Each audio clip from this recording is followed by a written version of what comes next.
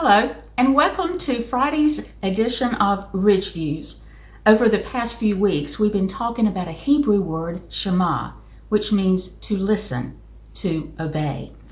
Last week, we talked about trust and obey, and about how trust is something that is both earned and learned, and that it is a key component to people trusting one another and then obeying their instructions. And so I ended by asking, then what about God? Do you think that God must prove or earn our trust of Him so that then we can obey His word? Well, instead of arguing about it or debating it, let's just go see what God did. The story I want to talk about today begins in the book of Exodus. You can read about it in chapters 1 through 18, but basically it's this. The Hebrew people were in slavery in the land of Egypt, and they cried out to the God of Abraham, and God heard their cries and responded.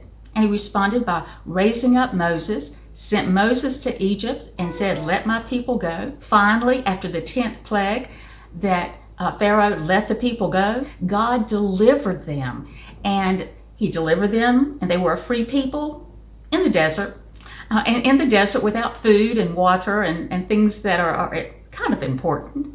But when they needed water, God supplied them with water. And when they needed food, He gave them manna. And then when they said, "We're tired of manna, we want some meat," He gave them quail. And God did this for about 3 months. And at the end of that 3 months, God calls Moses with a question for the people.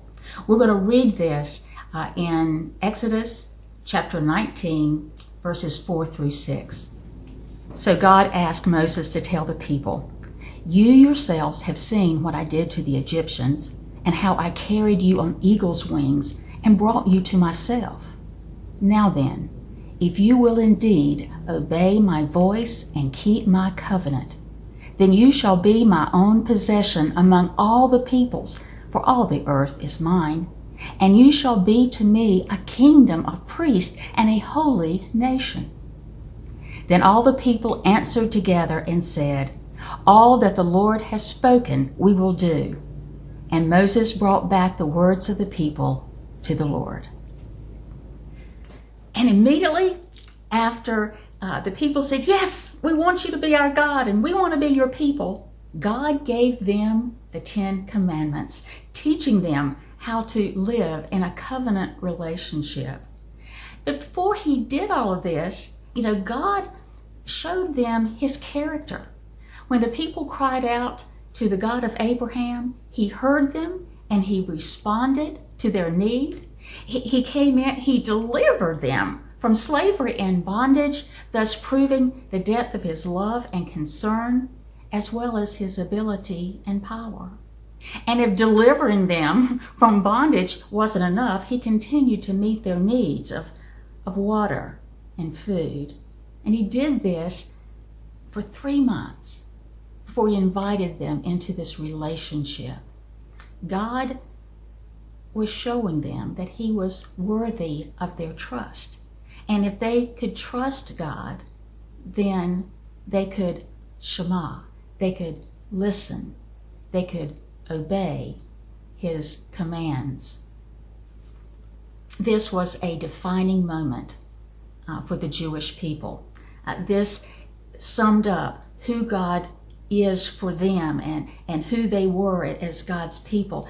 And this is the reason why they would say the Shema every night and every morning. They needed to remember who God is and who they were so that they could trust God and obey His commands. Now you think after all of this that the people had an easy time or a difficult time trusting God or following His commandments? Yeah, they struggled. Remember last week, trusting is a tricky thing. Have you ever wanted God to do something that would help you trust Him? We'll talk more about this next Friday. Until then, be blessed.